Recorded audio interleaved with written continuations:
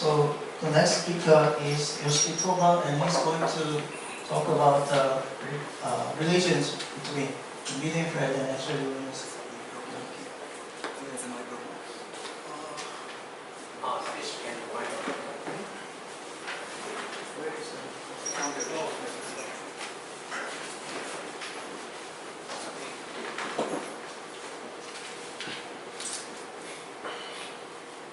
Okay, thank you. So, hi everyone, my name is Yoshiki Toba, JSPS Fellow working at SIA. So I'm really happy to report our very recent work focusing on the relationship between mid-infrared and X-ray luminosity of active galactic nucleus.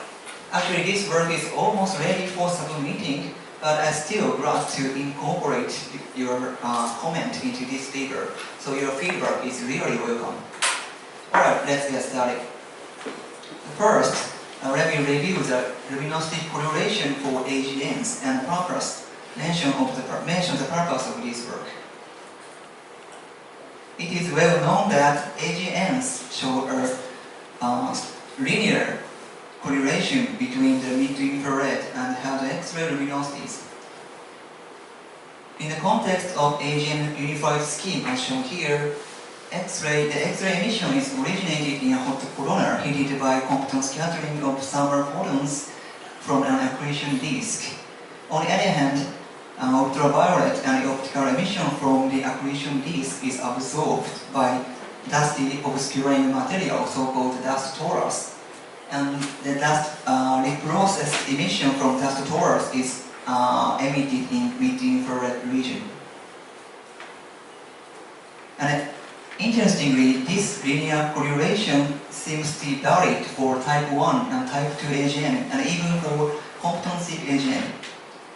The X-ray luminosity is a good tracer of intrinsic power of AGN activities.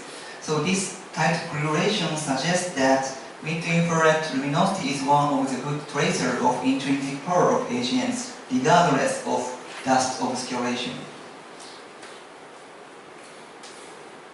However, recently some authors have reported that luminosity relation between the rest frame 6 micron and 2 to 10 keV luminosity is non-linear due to the flattening in the high luminosity regime, quasar regime. Given the mid 6 micron luminosities, the 2 to 10 keV luminosity is lower than what we expected from low luminosity region, as you can see. In particular, dusty and hyperluminous quasars, such as hot dust obscure galaxies like hot dogs, show a significant X-ray deficit compared to mid-infrared emission. So this result suggested that AGN with higher luminosity tend to be weaker in X-ray compared to mid-infrared emission. Is LX corrected for absorption? Yes, absorption corrected. But actually the origin of this X-ray deficit is still unclear, although some possibilities have been suggested from a qualitative point of view. So in order to investigate the origin of X-ray deficit and physics behind this correlation, we need to sort of quantitative investigation. So the purpose of this work is to investigate what kind of physical parameters drive this mid-infrared and have X-ray luminosity correlation. Alright, so next I'll talk about dataset for this work and SED fitting with Chicago code. So in this work, we utilized WISE or sky survey catalog and also LOSAT or sky survey catalogs. All WISE data are used for estimate of rest frame 6 micron luminosity, while LOSAT, bright survey catalog, is used for estimate of 2 to 10 keV luminosity. Actually, LOSAT catalog includes both type 1 and type 2 AGNs that are spectroscopically confirmed, but as you may know, ROSAT is sensitive to soft X-ray. So in this work, we only focus on type 1 AGN due to avoid the possible uncertainty of conversion to hard X-ray luminosity. Anyway, combine these two all-sky catalog enable us to discover many type 1 AGNs, including low luminosity AGN like self-adjoint galaxies, or to high luminosity AGN like quasars. So this figure shows the hard X-ray luminosity as a function of redshift for 640 type 1 AGN we selected. Thanks to the ROSAT all-sky catalog, we discovered many luminous quasars with luminosity greater than 10 to 45 eV per second. But on the other hand, their X-ray luminosity might be amplified by the beaming effect, especially for these superluminous quasars. So we checked these quasars individually, and eventually 9 quasars would be blazars. Since it is really difficult to estimate their intrinsic luminosity for blazars, so in this work we exclude these candidates of blazars, and eventually 631 type 1 AGN were left for this work. So for those type 1 AGN sample, we estimated their rest frame 6 micron luminosity based on the LCD fitting. But one caution here is that contamination of emission from host galaxies to near-infrared fluxes would affect the estimate of 6 micron luminosity, especially for less luminous agents. So we need to know how the emission from host and stellar component would affect to the near-infrared fluxes based on the LCD fitting, and we calculated the 6 micron luminosity contributed only from AGNs.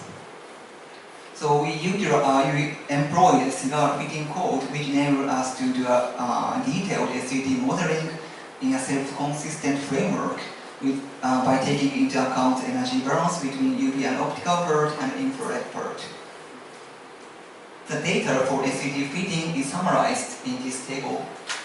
We performed an AGN and stellar component fitting for at most 14 photometric data, including Galax, Pansters, Tumas, and Ys.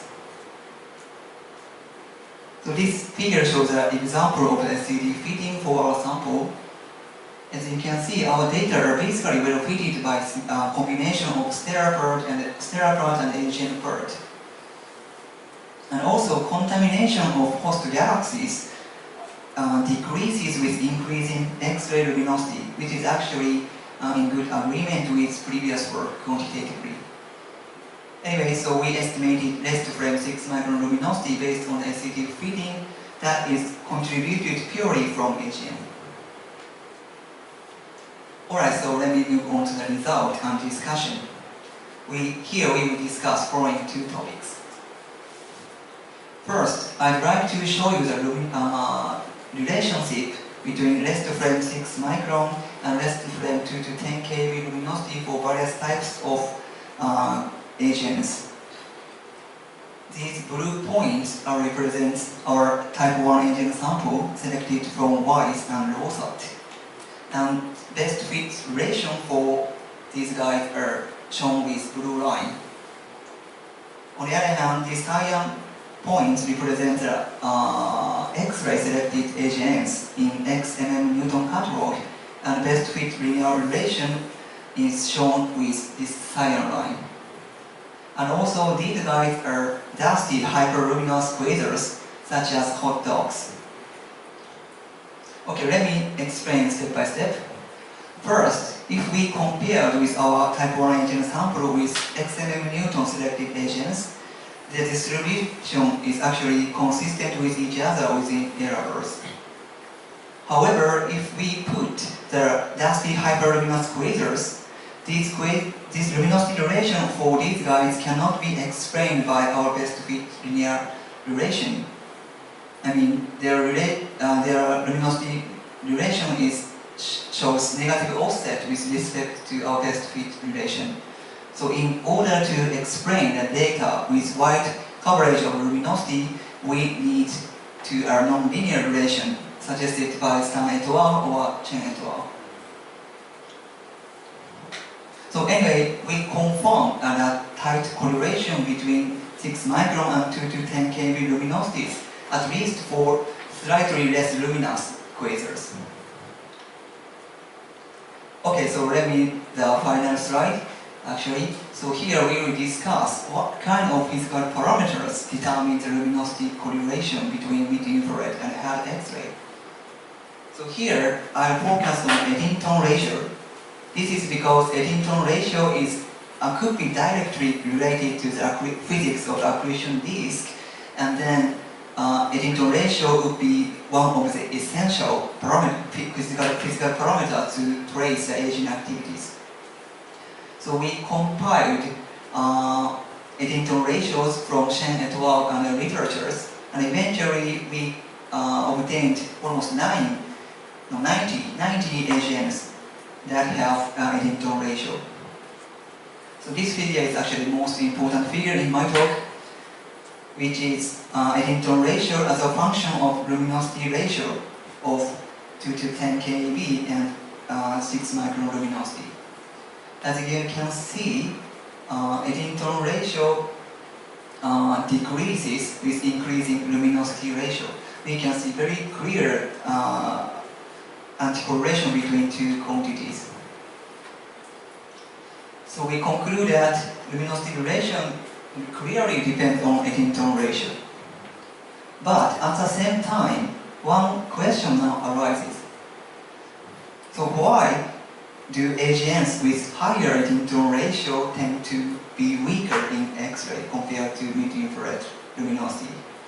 Actually, this is still controversial, but one possible scenario is that AGNs with high Eddington ratio tend to show strong outflow. That outflow could interrupt a coronal line lesion and then suppress X-ray emission. Actually, these hyperluminous quasars, some of them show a really strong outflow, so that which supports this idea. But still, nevertheless, we have to do further investigation to validate this scenario. Okay, let me summarize my talk. In order to investigate what kind of physical parameter could control the luminosity correlation between mid-infrared and hard X-ray, we used Weiss and Rosat all-sky survey catalog, and we confirmed tight correlation at least for slightly less luminous quasars. And the most important conclusion in my talk is that luminosity correlation clearly depends on Eddington ratio. Okay, that's all. Thank you. Thank you, Toba, for the nice talk. So anybody have questions?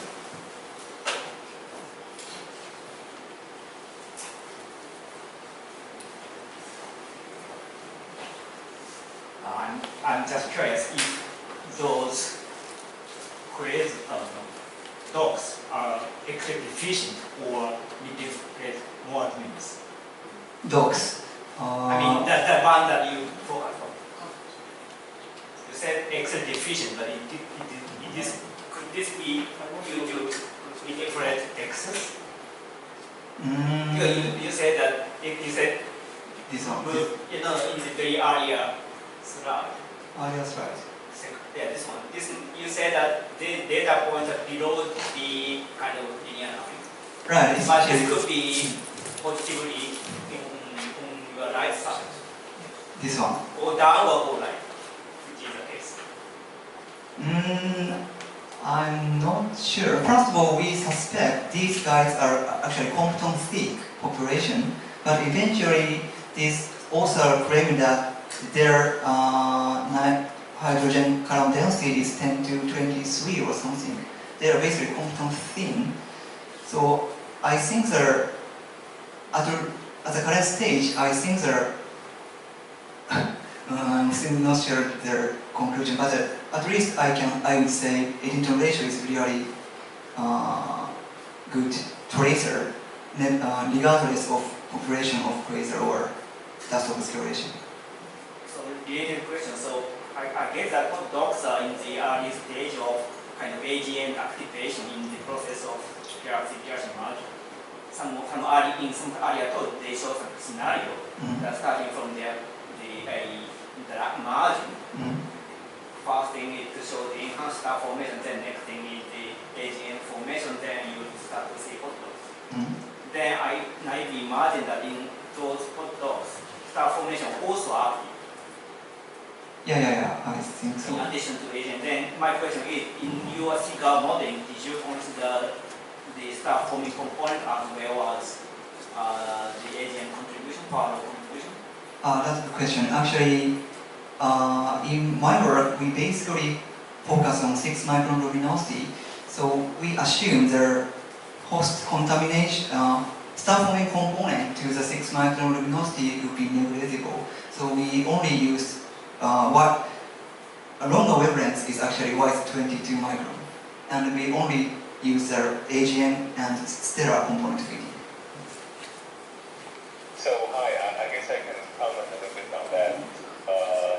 So in the Channel 2017 paper, we try to fit starburst templates to type 1 quasars as well. And we do find that the star forming component is minimum for those very, very luminous quasars. And the linear relation at lower luminosity sort of extends to higher luminosity, mainly because the X-ray sensitivity limits actually limits that your sample in let's say for mid-infrared luminous sources.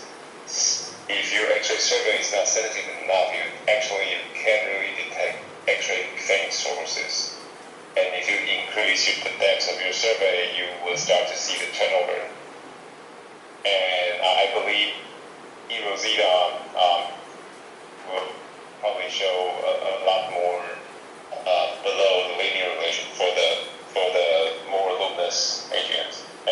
But I think the blue dots here are mostly lower luminosity, so they should be fine. Yeah. Okay, thank you. Yeah. I agree. Actually, Rosat, a combination with Akari and Rosat would pin down that this may be relation, I suspect. Yeah. So any more questions?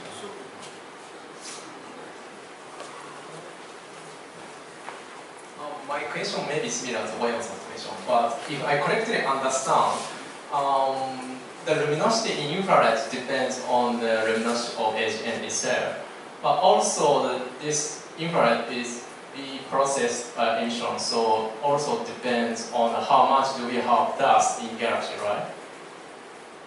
Because amount of it's dust. for amount of dust. So there are two things in x-axis, but only one thing in y-axis. So how does this work? So if these red points have the amount of dust compared with other things, then we expect more stronger infrared emission than other ones, right? Could be, right. Is it possible?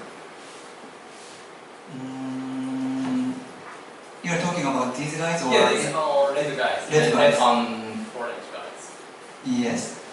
How may have amount of dust compared with blue guys. Right. So I think the X-ray emission is related to the very central region, like accretion disk or accretion disk related to physics. But the 6 micron luminosity is basically the more outer region, like dust tolerance. Yes. So which would induce that kind of situation, I think.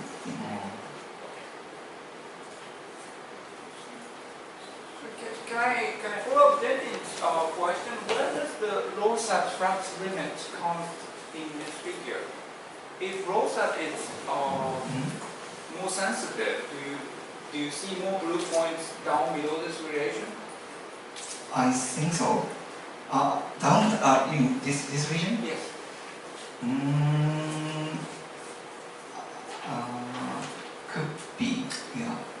really? Yeah, because actually, like a paper combining the many X-ray survey catalog, and then for the XML Chandra selected sources like this region, which means that these guys are more deeper than ROSAT. That's really possible.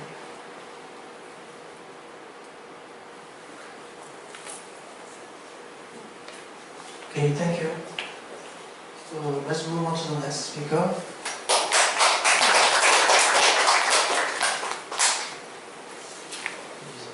The next speaker is Aoyama.